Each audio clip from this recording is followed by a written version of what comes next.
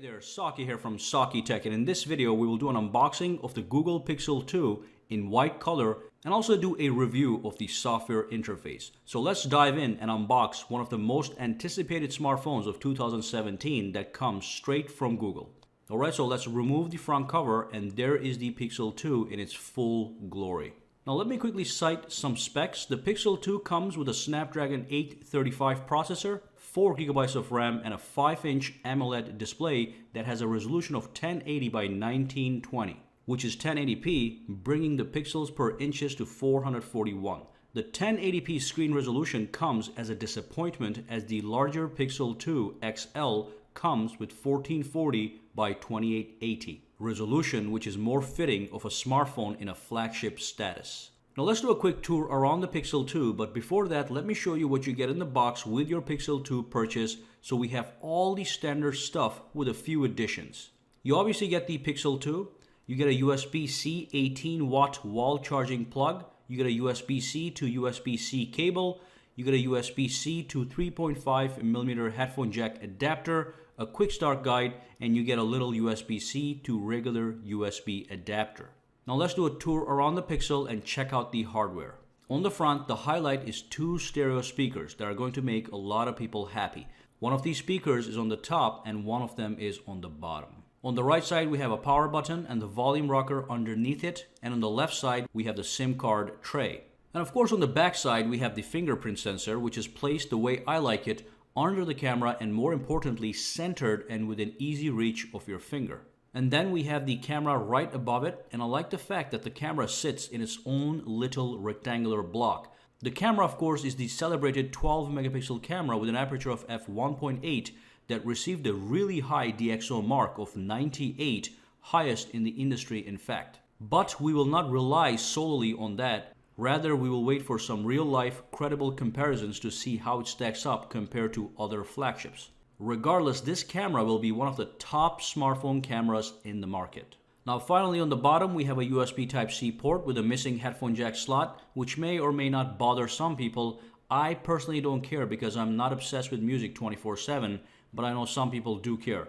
Luckily, we have a little adapter for backwards compatibility. My opinion on the build of this phone is favorable. It feels expensive, it feels solid. It's not built with full glass, nor is it as shiny as some of the other smartphones out there, hence it doesn't attract too many fingerprints on the rear. However, the Pixel 2 does not have wireless charging, which is another disappointing omission. And finally, as for design, Pixel 2 is not too ugly, but it's not too attractive. It's in the middle. It's not gonna win any design awards. Now let's dive in and take a look at the software. Alright, so here's the home screen of the Google Pixel 2. And basically, if you press and hold on the screen, you can access the wallpapers, the widgets, and the home settings. And if you tap on home settings, you can make some modifications to the home screen, of course.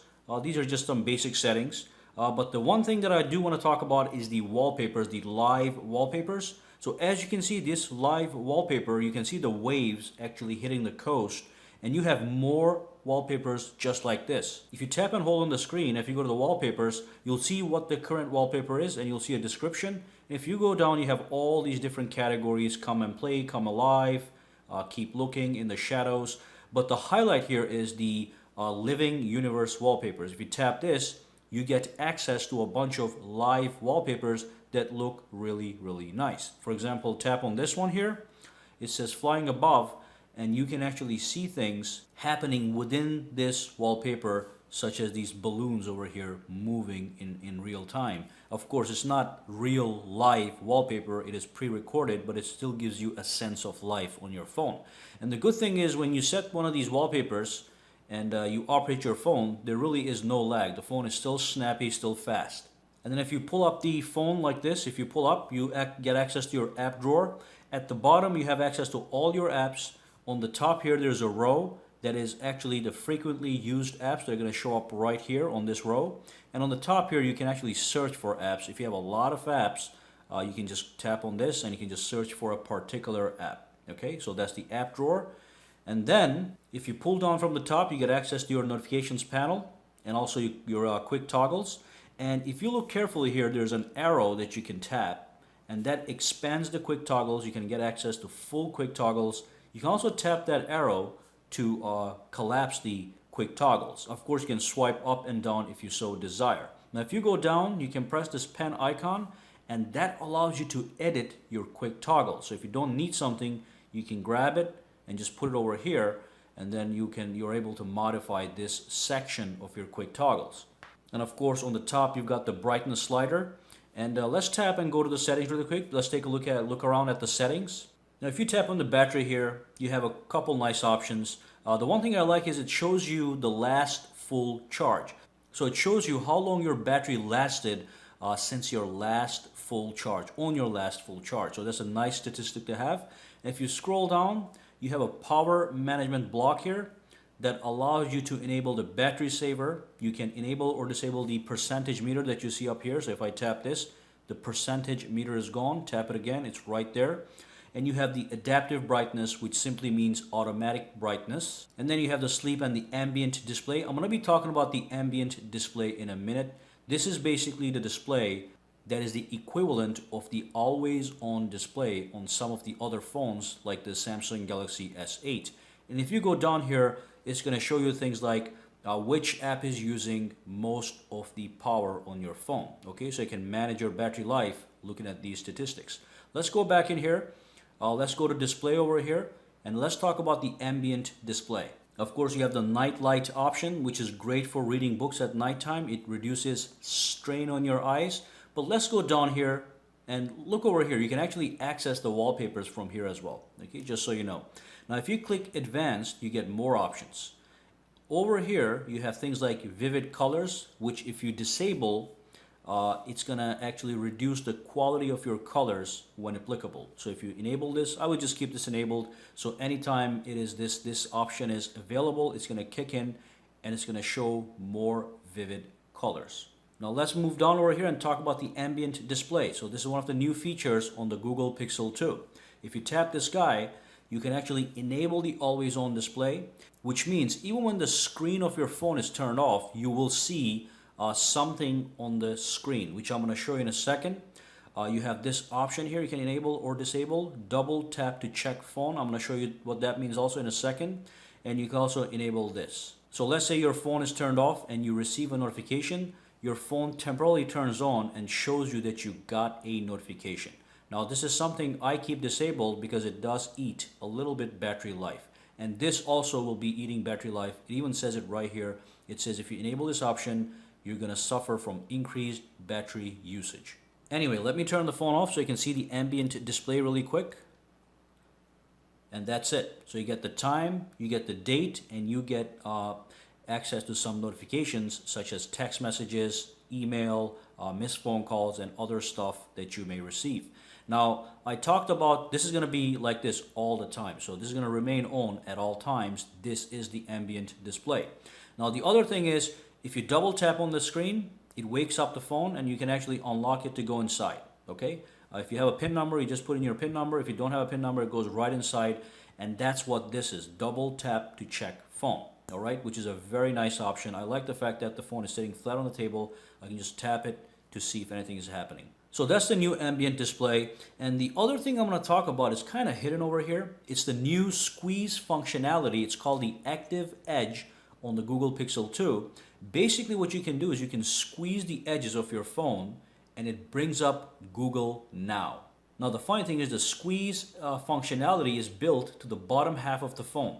So on the top half, if you squeeze this area, nothing happens. But if you squeeze the bottom half, that's when the Active Edge gets triggered. Now let's go back in here and take a look at that. You have to go to the system. You have to go to language, input, and gestures.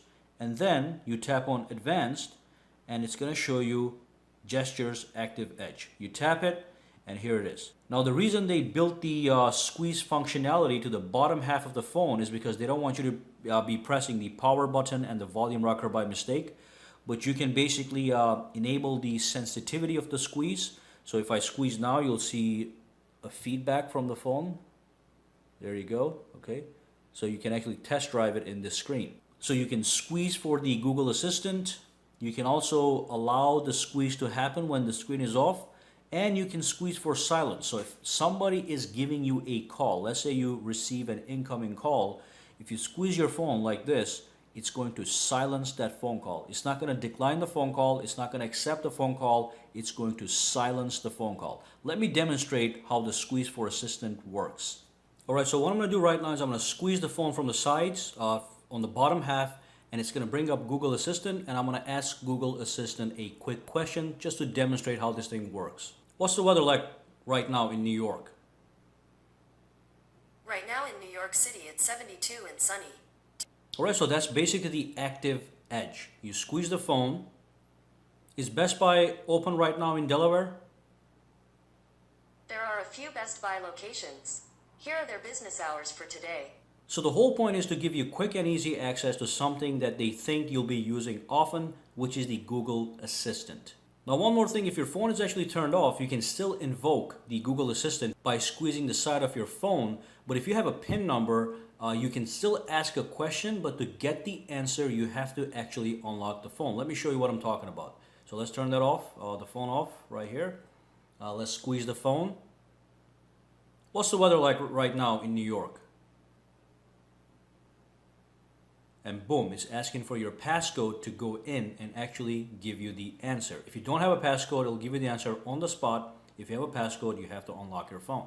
All right, so that is the active edge functionality. Now beyond that, it is everything is just kind of obvious. You know, you can add widgets, you can add live wallpapers. Like I said, press and hold on the screen to make those modifications. If you tap on widgets, you have access to some nice pre-built widgets that actually are well designed. There you go. Okay, and then you have access to live wallpapers that look really, really nice.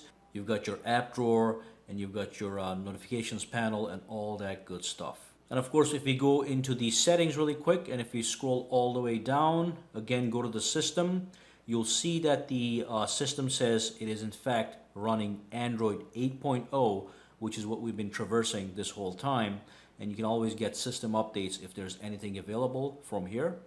All right.